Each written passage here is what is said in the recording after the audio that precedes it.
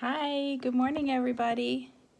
Got a different view today. My table is covered with graduation gear. My oldest is graduated this year, a couple weeks back, and this weekend coming up is his party. So my office area is covered with all kinds of cool stuff for graduation.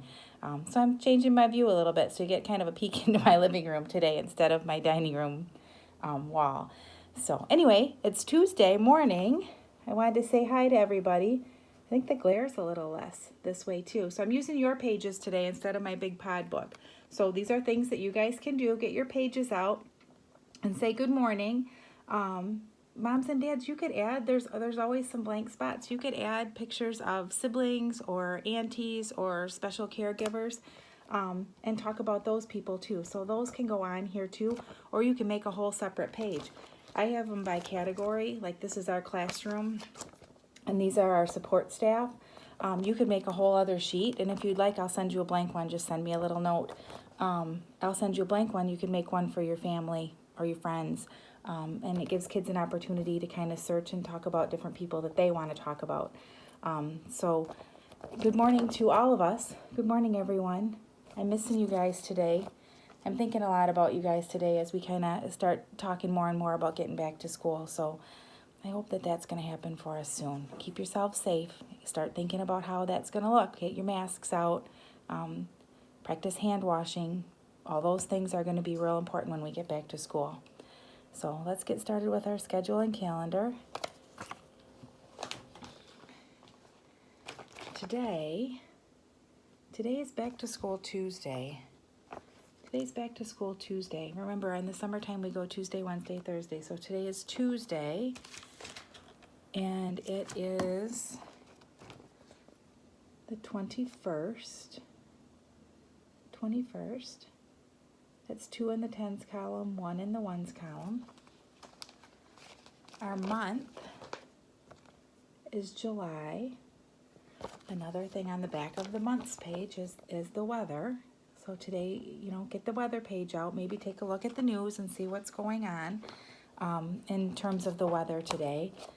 I have not been outside yet here today, but from in here, it looks actually a little cooler than it has been, not quite so steamy. On our schedule today, when I am done with my video, you're going to listen to the chapter book, and I'll have some WH questions for you. Let me see what I've got on here. Your first, let me look. Had timer go off. Your first activity will be out of our unit. And we kind of are just doing themes for the summer. So our theme this week is beach. Your next video will be, and my unit activity today is just kind of an overview, like what a beach is, how it's made, a little science, there's a little reading, there's a listening to a story. You'll talk about rhyming words. You'll listen through the story and hear some of the activities that this creature does during their beach time. And I've left some pictures that you can use the Foursquare to ask questions about the story or to make some lists. And there's some instructions in there too. But this Foursquare is something that you can use every single day. I mean, you can put pictures on here and let kids make choices. There's one, some of you have the one with the cutout so you can see through the center and have kids look around and look. Just keeping those things are really going to help us when we get back to class. Keeping these things out and around because they're things that we use every day. Gives kids voice, gives them that empowerment. So we want to make sure we're using that as much as you can. And if you need more instruction on that, let me know. And we can set up a Zoom where we can talk just the three of us.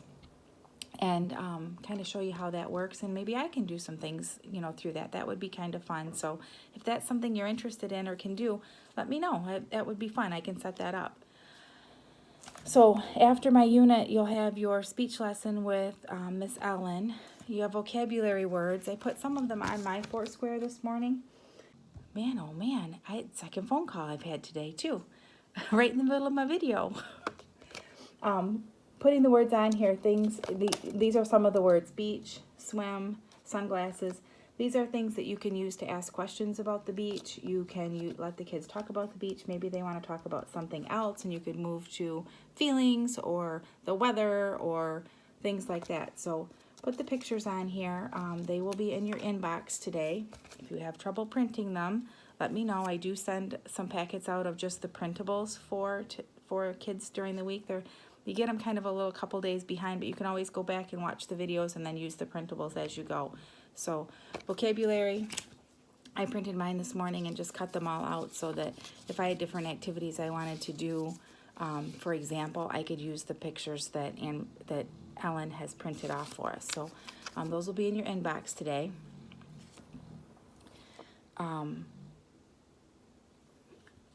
Next on our lesson plan is gym class for today. But Miss Shelley and Miss Tracy made a combo video, and because speech is a lot and my unit is a lot today, I'm going to move these to Thursday when we usually have just music. So you'll get music and gym class together on Thursday this week. I think that's it for today. My kind of reminders are about the Foursquare. Get your Foursquare out and get your vocabulary words printed. Make sure you warm up your hands and arms. Some of the things we haven't done a whole lot with are our big motor or big muscles. So in talking about the beach, maybe this week is a good time to make a little field trip out. I don't know how many of you are kind of able to do that. Or maybe even just get outside. Maybe there's a place where you can get some sand or get access to some sand and do some beach activities when we do science later in the week. I'll have a sand activity that you'll be able to do. But it's a good time to use some of those big muscles, to help stand up or help sit up tall, or to stabilize your body, to use your arms to do an activity. So big muscles are something we haven't talked a lot about. So maybe work a little bit on big muscles, or be thinking a little bit about big muscles this week. But I'm going to move on to my reading, and I don't have to switch it because we're using everything through YouTube now. So I'm going to kind of go in here and get to my story that way.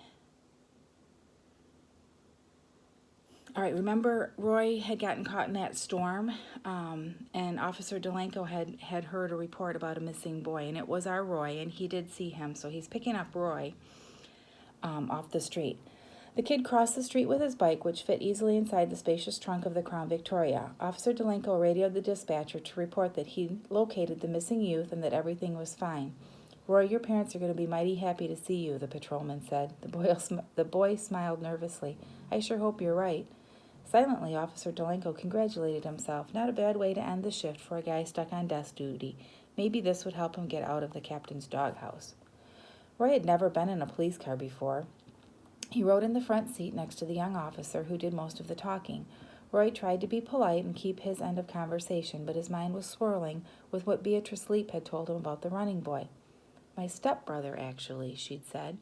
What's his name? He got rid of it.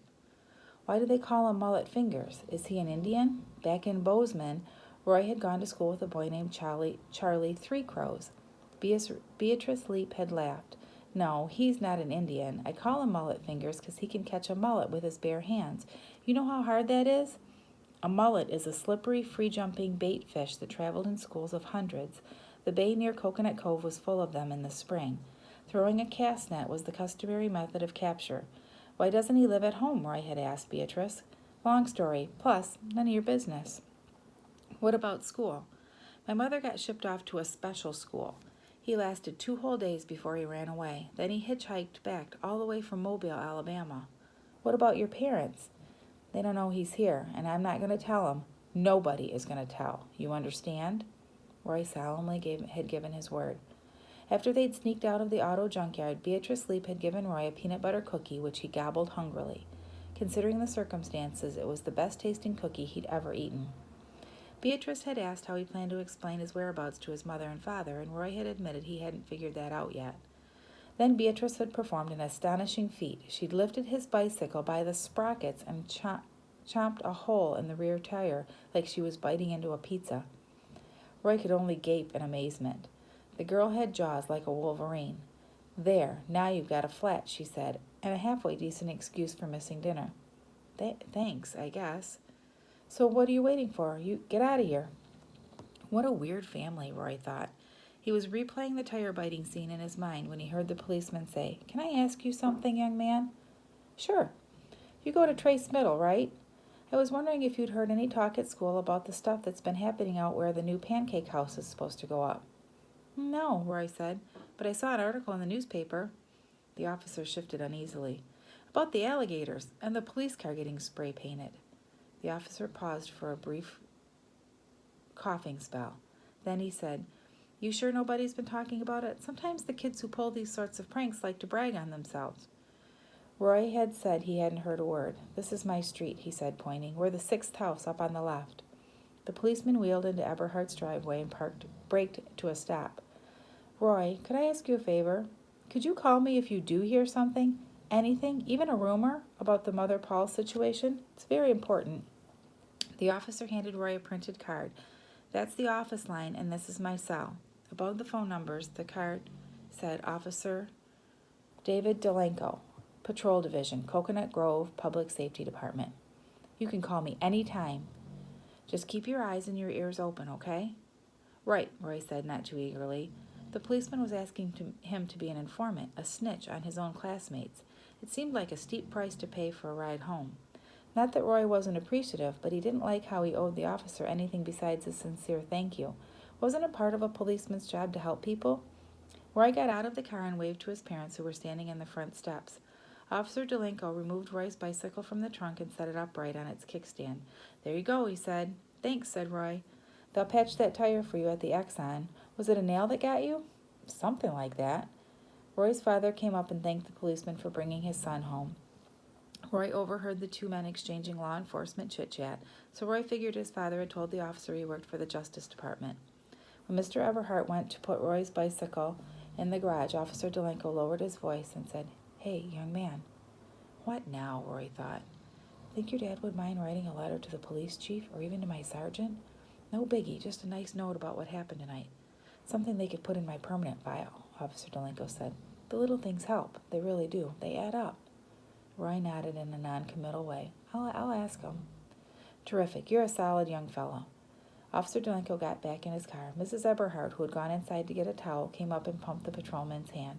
We were worried out of our mind. Thank you so much." "Oh, it was nothing," Officer Delanco shot a wink at Roy.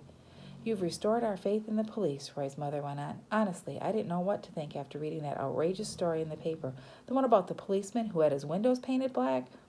It was Roy's impression that Officer Delanco suddenly looked queasy. "You all have a good night," he told the Eberhardts and turned the key in the ignition. "Do you happen to know that fella?" Roy's mother asked innocently. "The one who fell asleep inside his car? What's going to happen to him? Will he be fired?" With a screech of rubber, Officer Delanco backed out of the driveway and drove off. "Maybe there was an emergency," Mrs. Eberhardt said, watching the patrol car's taillights disappear into the night. "Yeah," Roy said, smiling. "Maybe." Chapter 8. So at least we got to a whole chapter today. WH questions for today. Let me mark my page here. WH questions for today. How did Beatrice flatten Roy's tire? And who drove Roy home? How did Beatrice flatten the tire, and who drove Roy home? Two good WH questions for today. So anyway, I hope you guys have a great day. And I hope that you are getting your Foursquare out and doing some talking with your moms and dads. If anybody needs anything, please drop me a note through the inbox.